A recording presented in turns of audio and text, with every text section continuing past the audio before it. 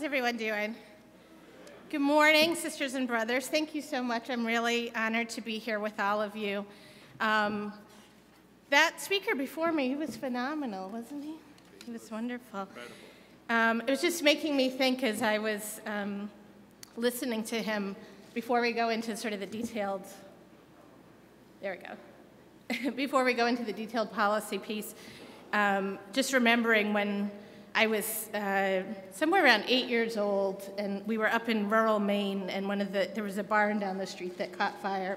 And at 1 o'clock in the morning, everyone was they got all the kids up and dressed, and that part of my family was a little bit more the conservative side of the family. But there wasn't one person who said, I wonder how much they paid, or I hope we have the cheapest firefighters. They said, thank God we got here. They got here as fast as they did.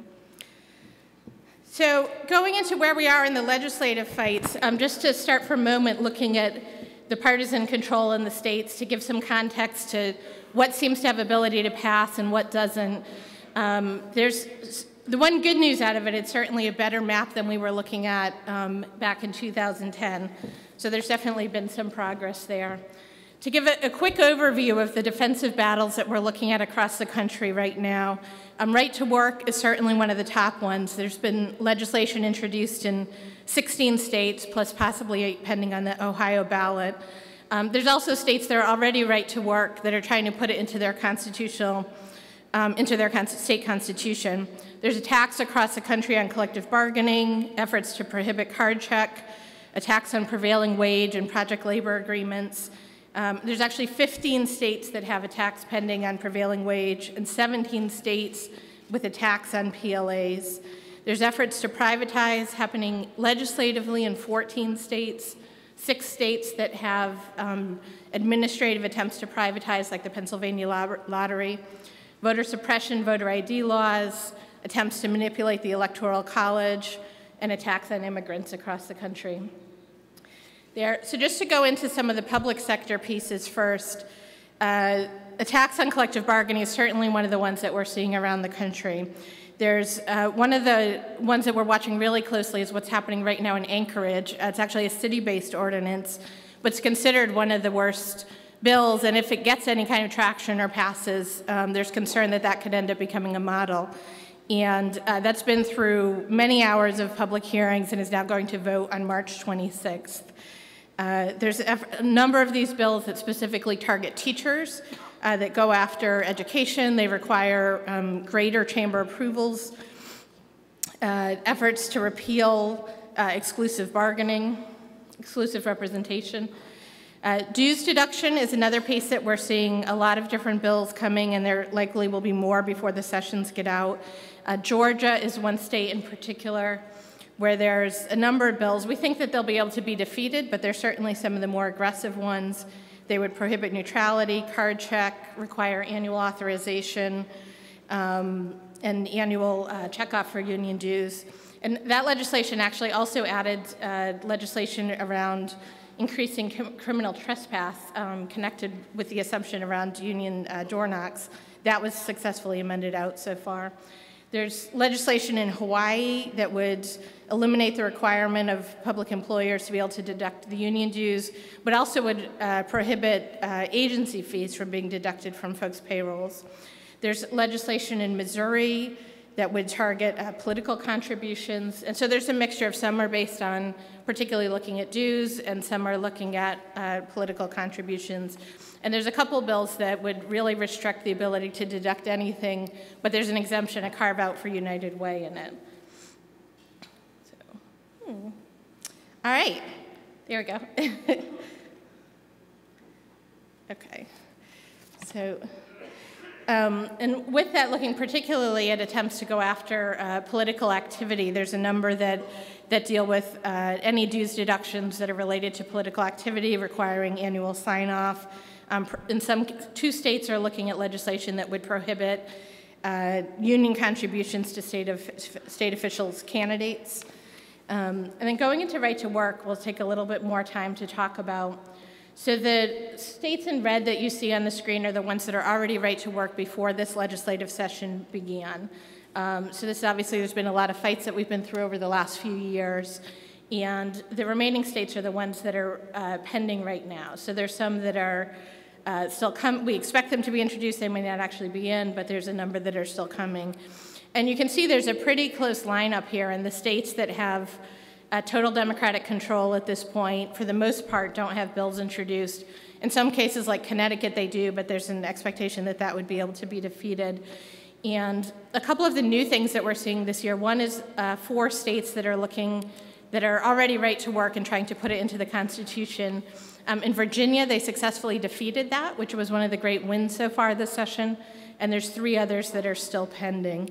And there's also, just to speak about Michigan for a moment, there's 3 lawsuits pending now to challenge the right-to-work legislation there. One of them is not related to the content, but around the open meetings law, that when that bill was passed, there was 4 hours when the press and public were locked out. So they're saying it violated the appropriate process. And then there's also a lawsuit that's looking at the private sector legislation where there are penalties that are above and beyond what's in the federal law should be exempted. So there's actually, the state law actually adds civil fines and criminal penalties that don't exist in federal laws. So just to talk a little bit about New Hampshire and how they succeeded on right to work, I want to just talk through a little bit, and this is feedback that came from the folks on the ground in New Hampshire, why they felt like they were successful. So a few things. Some of these seem obvious, but putting them all together is really sort of how they were able to do what they did. Something we certainly want to look at if there's opportunities to replicate in other parts of the country. The first sort of most basic point was they had a strategy, they had a message, and they had money, right? You can have a great strategy and message if you have no money to get it out. No one's going to know. They were very tightly disciplined. They had a lot of focus on the Republican members in the House that they needed to persuade, and everything that they did was focused on what was going to move those folks or not. They looked for weaknesses in the other side and took advantage of that. They were really disciplined all the way through. They counted their votes name by name.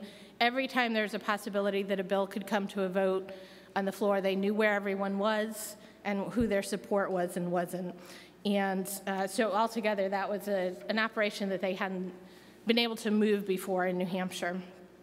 So a few sort of key points that we've seen looking at Ohio. Some of the, I know that firefighters just did phenomenal work in Ohio. So I know that was a couple years ago, but let's just take a moment and congratulate everyone here, because you guys did a huge amount of work on that. So I think some of the examples in the places where we've been successful, the solidarity was unbelievable and stayed all the way through. People paid attention to outside money. They watched the legislation. They were very disciplined in the message and stayed consistent on that all the way through. They were very thoughtful about figuring out the best spokesperson on the campaigns and being really intentional about who's the most likely to move the folks that we need to move. And I'll talk about that a little bit more. They took the time to figure out the strategy and the triggers for changing strategy before they were in the thick of the campaign. And that's something that's particularly important in coalition work, right? Because we can all sort of have a gut instinct of, if this happens, we're going to do this. And if some of your partners don't come from that same frame, that can be a place that coalitions can really get sort of disrupted or split apart if people don't have the same sense of when are we going to move to increase levels of action. They prepared the materials ahead of time, so they were ready to move from the moment the legislation went in. They gave some thoughts to how they did education with their membership, right? It's sort of one of the things of just thinking about ways that are likely to be effective around adult education. And one of the things they found in New Hampshire was they need to really reframe and thinking about it as providing briefings for their members, not just trainings, where you have most of your membership are adults. They've been in the movement for a long time. They may have been in their field or as union members for many years and sometimes decades, and just making sure that their education work was sort of treating people with that respect. And really thinking about what the opposition arguments were going to be and how to come at that. So just to talk a little bit more about some of the message work that they did, one thing I think that's an important point for us to pick up out of what happened in New Hampshire and Ohio as well that was successful was one of the phrases that we have used for quite a long time is to talk about right to work for less, right, and talking about the financial hardship that's caused in states that are right to work. And one of the things that we've seen really clearly, particularly in the last few years, is that language is not effective with people who are not us. One of the things that we'll hear frequently from folks, it's really just the unemployment level is so high. If you say right to work for less, people will say, that sounds great. I want to work. I want to get back at work. I want a job. I can deal with it being less. And so what we find is that the public doesn't necessarily know what right to work means, but they think it sounds like a good idea. So the frame that worked really well in Minnesota and Ohio was talking about that it's unfair, it's unsafe, and it hurts us all. I mean, I think with the work all of you do, that's something that's particularly powerful. And like the example I gave about the experience we had in Maine was not like, how do we get the cheapest firefighters? How do we make sure that everyone's lives are going to be protected? Or the example of the legislation that we're looking at in Anchorage, one of the provisions in that legislation is that city employees would have to bid against private contractors for work. And to me, that's a horrifying idea, right? You don't want the cheapest firefighter to come to your door. You want the folks that are trained and have the skills and the quality to do the work that needs to be done. The other piece that really stood out in their message work was being really thoughtful on who the spokespeople are. And it's one of the things I'm sure you all have talked about on other occasions, but people really respond to our rank and file members, and your rank and file members in particular, much more powerfully. So there's really important places for our national leadership to be outspoken and standing up and talking about what we're fighting for. But if you're in New Ipswich, North New Hampshire, folks want to hear from the local firefighter, right? That's the person they trust. And we see the same thing in other types of campaigns, right? People will say they don't trust the teachers union in quotes, but a teacher is someone that they really respect, right? Someone out of the community. And so being really thoughtful about those message points. Just to go into a little bit on proactive end, there is one of the good things that we're seeing this session is while we're dealing with all these onslaught issues, there is also a lot of positive proactive legislation that's being moved this session. And so I'll just run through some of those to give you some examples of what's out there. Voting rights is one of the issues that I think is one of the sort of defining trends that we're seeing this legislative session. You may have talked about there's been a number of years of pretty intensive voter suppression legislation, and we're really starting to see that trend change. And there's still more than 24 states that have voter suppression legislation that's been introduced or pending, but this year there's 43 states that have some kind of legislation to expand voting rights and voter participation. So that's a really tremendous change that we're seeing.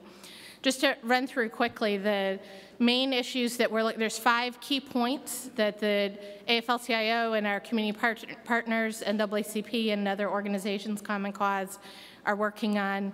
Online registration, no excuse absentee ballot voting, meaning you don't have to say, I'm sick, I'm out of town, you can just choose to vote by absentee ballot. You have the right to early voting, which can help deal with the issue of lines and also just increase overall participation. Election day registration, and restoration of voting rights for former offenders. And for folks who are following this issue, there's a new toolkit that's available. If people want more resources, we can get you information of how to download that online. And the AFL-CIO Executive Council just passed a statement in February, which you can also download online. The links are on the screen, but you can, if anyone wants to grab me at the end, I can also show you how to get those.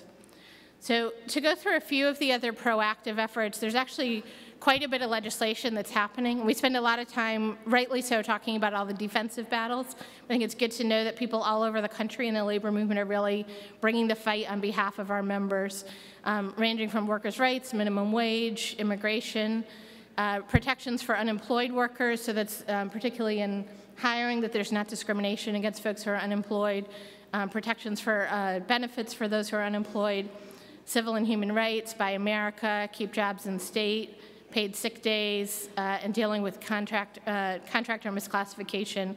So there's a lot of legislation that's pending around the country, and it's obviously not all of these bills are all going to pass this session, but want to just think about there's a lot of different reasons why we introduce legislation like this.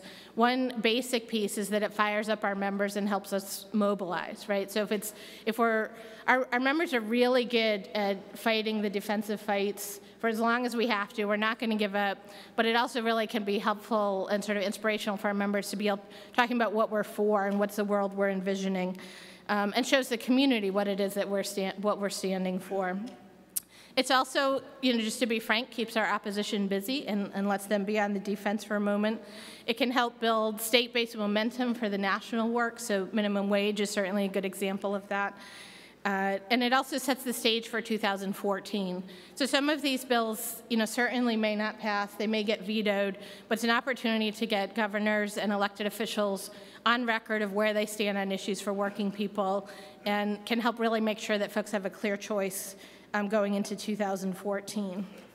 So there, and just to give you, and if anyone can't read this from where you are, I'm happy to get stuff out to you, but we have weekly state battles reports that go out from the state legislative department that have sort of the breaking news of what's pending on if an attack on PLA or collective bargaining moved in a state, is there a public hearing coming up? If anyone's not getting those, your national leadership certainly is, but if anyone would like more information on that, let us know. We have a national conference August 8th through 10th in Atlanta, Georgia this year, where we really lay out what's the progressive agenda for working families for 2014 and beyond. Share information, what are the strategies, what's worked well, how did people deal with challenges that came up, what's the best model language, and we certainly would love to have your all help in making sure that we're representing firefighters as best we can through all of those and including the most important issues. And then all the resources that we've talked about are available online. You can certainly get them through your national leadership or let us know. And the one last piece that I'll mention also, and the speaker just before me made me think of this as well, is we have a National Labor Caucus, which is about 800 state legislators around the country who are either personally union members or strongly committed allies for working people. That's a group we're always looking to build and expand. So if you have members who are state elected officials, we would love to get in touch with them, either just to be part of the caucus, or if there are folks that might be interested in leadership, we would certainly love to hear more from them. So thank you so much. I appreciate it.